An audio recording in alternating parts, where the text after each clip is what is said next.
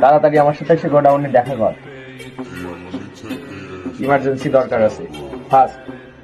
তো বস, কোথায় আপনি? এই তো আমি আসতেছি।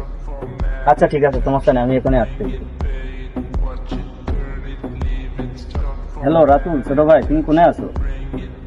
বড় ভাইয়ের সাথে ইমার্জেন্সি একটু দেখা করার ছিল, তাড়াতাড়ি আসো তো, লোকেশনে চলে আসো। হ্যাঁ মিয়া ভাই, এই যে আমি আসছি লোকেশনে। হ্যাঁ আসছি এখনই।